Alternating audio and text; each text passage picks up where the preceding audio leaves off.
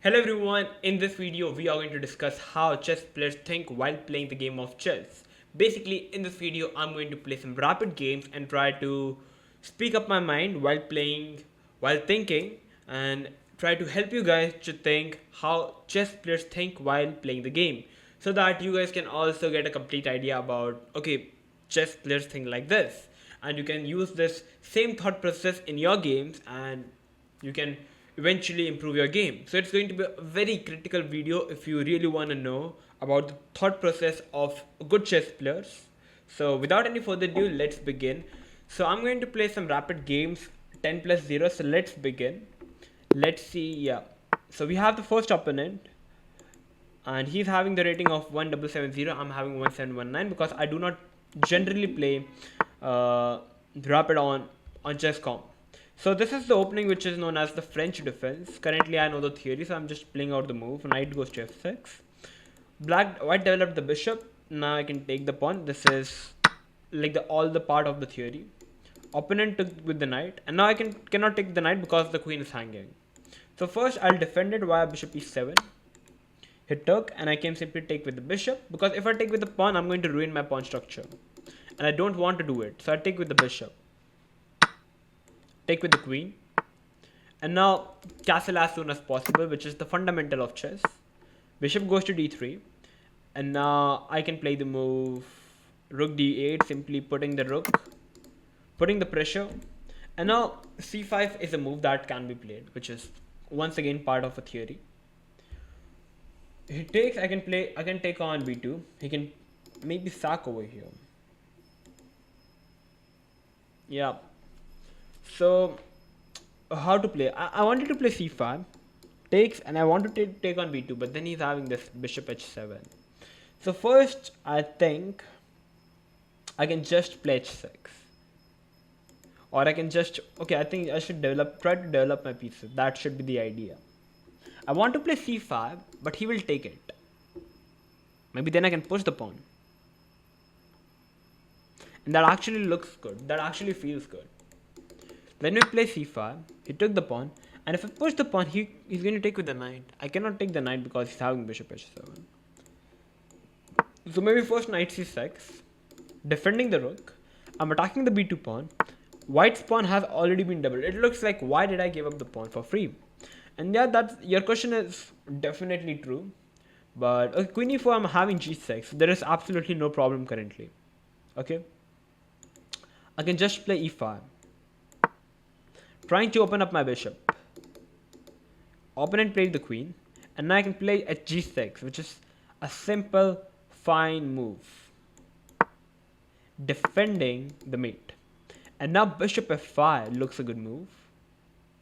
He has to pull his queen, and then I can maybe even try to push the pawn. Bishop f5, developing the pieces, putting pressure. Maybe pawn push can also be an idea in the future.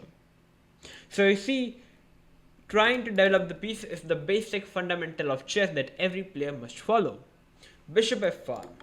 You see, I'm definitely a pawn down, but that's a temporary pawn, yeah? I can push the pawn now, and I'm winning in the piece, because if he takes, I can take it. Okay, sorry, I cannot push the pawn. He can take it, and I can play rook g8, putting pressure. That is one option. I thought I was having maybe rook e8 over here, but the rook is on d8. So that's not really working. I want to push the pawn. Opponent will take with the bishop. I want to play rook e8. Opponent will defend the bishop with knight d2 and stuff.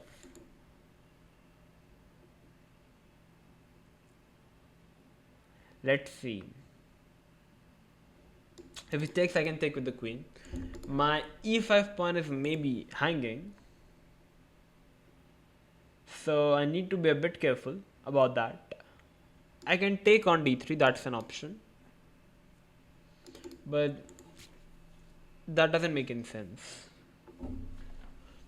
Okay, queen goes to e3. I can play bishop. Oh, so opponent is already attacking the e5 pawn 3 times, and there are 2 defenders. He's also attacking the bishop.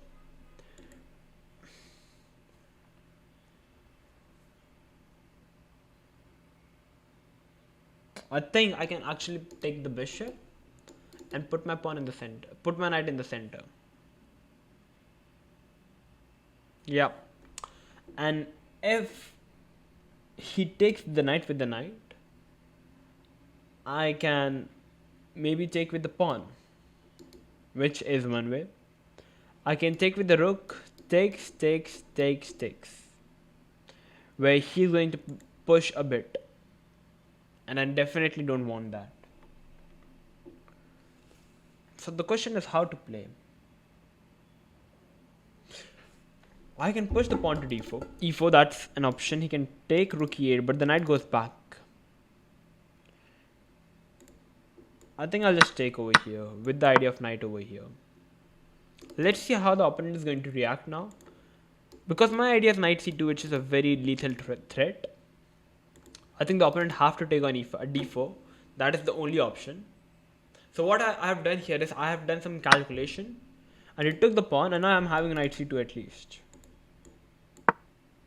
Attacking the queen and the rook. So I'm winning an exchange, which is good for me. Yeah. So developing the pieces, sacrificing a pawn. Sorry, first sacrificing a pawn, developing the pieces, getting some exchange. And now I'm going to capture the corner rook, because if I take over here, white is only going to get his pieces. So first taking over here. And now getting the rook makes sense. Just getting the rook in. I can get another rook in. Putting pressure on the knight and the pawns, which already looks winning. You see, now I can capture a pawn. I can capture one pawn, which is an option. But I feel I should just go back. Or I can actually just play this. This is also fine. This is absolutely fine as well. Okay, if I take the pawn, nothing is happening. There could be some checks, but king g7 and nothing is happening. Okay. And now just rook d8, I guess. Just rook d8 and nothing is happening. Maybe, yeah. Let's see, rook d8. Okay, the dark squares are definitely weak, which makes my king a bit vulnerable for sure. So maybe I can just play the move queen g7, covering the weak squares in the position that must be done. And now the idea could be to play even h5. Okay, now this is a threat. If I play rook over here, there is a check. So I need to be a bit careful. There is knight f6 as well. There is knight h6. Knight h6. Yeah, maybe. Let's think. How can I play? I can play the move. Just rook back. Moving the rook back. Or maybe I could have even took the pawn. That also makes sense. And I have to play king f8. Because if king h8, he can take the pawn and capture the rook. So king f8. Rook goes over here. But now I can take the rook. Okay. So it was one interesting game, but there have been many mistakes done by me. So let's do one thing. Let's try to evaluate let's try to discuss the possession. Where did we went wrong? So we had the French, we developed the bishop. Until here everything is fine. Castle, rook d8. And now I played c5, which is fine. And now the correct way for black to play here is knight a6. Developing the knight, capturing the pawn, which is actually a very good move. I played the move knight c6, which is definitely not the best approach. Queen goes to e2. And now queen b2 is a fine move, but I played the move e5. Queen over here, g6, queen over here, bishop f5, bishop d3 is fine, and now knight over here, which is fine move. He took knight c2, I took over here, rook goes to d5, took the b2 pawn, queen goes back. So here queen b4 is actually the best way. Allowing this, but he cannot take this because it's mate. Okay, I played queen to g7, simply protecting it, queen f4. And now this is actually winning for white. Knight h6 check. and this was simply a blunder. But c6 is simply the winning move. Oh come on, c6 is just too hard. The idea is to just open up this diagonal for the queen, which is just too hard to believe. Okay, the opponent simply blundered it. Actually, in this position, black should have played king h8, just moving the king from any of the checks, and we are pretty fine. But yeah, never mind, this was the game. So let's do one thing. Let's try to play one more game, and let's try to see how can we improve further. Okay, we have the game against 1770, and let's see how can we improve now. How to play. Yeah, is the opponent going to play e4 or d4 or playing something else? Guys, what I'm going to do here is, in this game, I'm just going to follow some basic fundamentals of chess. Not going to use my brain, just following the fundamentals. That's it. In the previous game, I was trying to do something interesting, but never mind. Let's just play a new game, try to improve, and let's see the opponent. How will the opponent play? I think the game is going to get aborted because the opponent is not really responding. So yeah, bro, are you going to make a move? Are you going to make a move or not? Maybe not. Maybe not. It's going to get auto bot in 4 seconds. Yeah, so let's play a new game. Okay, so now we are going to play against BG1241, who is having 1797, and now we have the English opening E5. What I'm going to do now here is going to simply follow some fundamentals of chess, doing nothing crazy but just following chess. I have covered the center, developing my pieces. Develop the pieces. Castle as soon as possible. Push the pawn, opening up the bishop. Developing the rook. Stopping my king from getting back and mated. And where to develop the bishop is the question. Yeah, that's the question for sure. Maybe bishop goes g7, maybe bishop e6, maybe bishop e6. With the idea of queen d7, putting pressure. Okay, if he takes, okay, we can take. Opponent can push. No, if he takes, I can take back.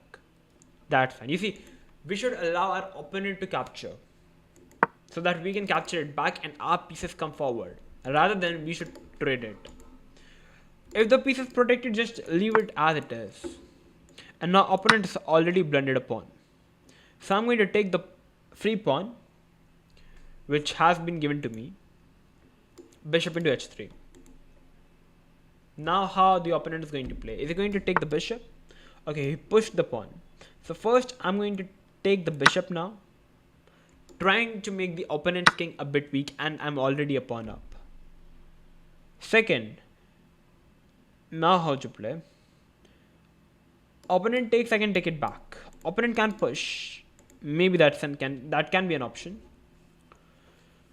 Okay. What I can do here is, I can first take the bishop, which also looks a fine way. But I'm simply going to put my pieces near the opponent's king, which looks like a fine way to play. If opponent takes the bishop, I'm pretty fine. Opponent pushed the pawn. Maybe his idea could be to, I don't know, trying to launch some attack. Maybe the queen is getting nearly trapped, but I don't think the queen is getting trapped. I think just knight h5. Why knight h5? Because now I'm having my ideas of my own with some knight f4, maybe putting pressure on g3 pawn and stuff.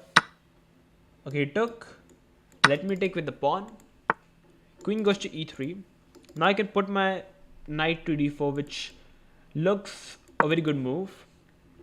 Just centralizing my pieces, putting pressure. Knight c2 is also jumping in, and white have to be a bit careful, or else there could be some serious trouble for the opponent. Knight to d4. If it takes, I can take with the c pawn, and he's going to lose a piece. And now I can play the move knight c2, which is one way. For sure, that's one way. I'm thinking knight f4 check, takes queen f4, which is another way to play. or just knight c2. Just knight c2, because I know the queen is not getting trapped. I'm having the g5 square available for the queen. So I can first play knight c2 and capture the rook, because you see the queen and the rook are attacked. Okay, so now first I can trade off the queens as well. Okay, let's trade off the queens. I'm pretty happy. And now let me capture the rook. And the knight is definitely not getting trapped. So what I'm going to do here is trying to get all my pieces into the game. I'm exchange up, I'm a pawn up, which is completely winning. You see, now white is having the weak pawn on d3. So what I'm going to do here is getting all my pieces. You see, now the knight is not doing anything. I cannot capture the pawn because the opponent is protecting it. So simply going back. And now I'm going to play c6. Why? Because opponent's knight can jump in the center. So basically I want to cover these particular squares in the position, which are kind of obvious. So I can play c6, covering both the squares, double up on the d file, and target the weakness, putting maximum pressure on the weakness, and eventually I'm going to win. Okay, knight to f6. Okay, the rook goes over here. And now for c6, covering the squares, and now just doubling up on the d file, weakness, just trying to hammer the weakness, and then I'm going to eventually win. Just double up on the d file. Yep, perfect. And now finally this pawn is already protected by the knight. So now you see white is having this strong pawn on f5. So if I can trade it with g6, and then I can just trade off one pair of the rooks, and if I'm able to use this rook to enter an opponent's camp, it should be winning for me. And now first I cannot push because after takes checks, my knight is hanging. So first I think rook d6 just to protect the knight. And now g6 is coming in. Takes and takes. And that just looks good to me. King g7, rook h8, maybe h5, h4. And the idea looks good. Okay, let's play g6. We have g4. If opponent pushes, maybe it's going to be still fine for me. Just king g7. Just king g7. If he pushes, I can take. And now you see the weakness. Like the problem for white here is, now first I can put this knight over here. He can take this. I can take it back. I can take it back, or I can first start with a check and take this pawn. He can take this pawn. Takes, check, and that's eventually winning knight h5. So basically I have done some calculation, and this is winning for us. So knight goes to h5. Why? Because the f4 square is the best square for the knight, and giving a check, a small check to the opponent king. Now the king have to move to e3. Okay, and now you see if I take with the pawn, opponent will simply capture the pawn with the rook. So I'm going to take the pawn with the rook, allowing the opponent to take this if he wants. And now I'm going to take this pawn. Why? Because I have seen some tactics. If opponent takes the knight, I can give a check, moving the king, and I can simply capture the knight. And that is exactly what my idea is. And that's actually winning. That is winning. Giving a check. Now the opponent have to move his king. And then we can capture this knight and eventually win the game. Okay, yeah. Allow me to take this. And it's now one move made, so opponent have to be a bit careful not to get checkmated. Okay, he can go for capturing the pawn. But then I can give a check, give another check. And yeah, that's a mate. That's a mate. So you see, we did not do anything fancy, but just played some fancy chess, like simple chess. Okay, we pushed the pawn controlling the center. We developed our pieces. We shot castle, developing the rook, pushing the pawn, getting away from the backhand issues, developing the pieces, capturing the pawn, putting our queen in. Here, a better way is to play bishop e3, queen e3, knight g4, because the g4 square is the best square for the knight, which actually is the one another way. Queen g4, f5, Knight over here takes, knight d4, and now we won an exchange. Just coming back with the pieces, doubling up, pushing the pawn finally, allowing the opponent to push, putting the knight on h5, giving a check, capturing with the rook, and eventually this is a mate. Opponent can still capture the pawn over here, but this is also a losing endgame. I can play f6, covering these squares, and once again threatening mate, and the game is eventually over for white. So yeah, so we basically discussed 2 games. I've played 2 games and gave you a complete mindset about how chess players think, doing nothing. Control the center, develop your pieces, castle as soon as possible. You're going to reach the middle game. In the middle game, while entering the middle game, you need to get some ideas. Whatever move you play, you should have an idea. You should have a mindset. Okay, this is my idea. That is why I'm going to play this move. If you're not having the idea, if you're not having a plan, do not make the move. You should not make the move.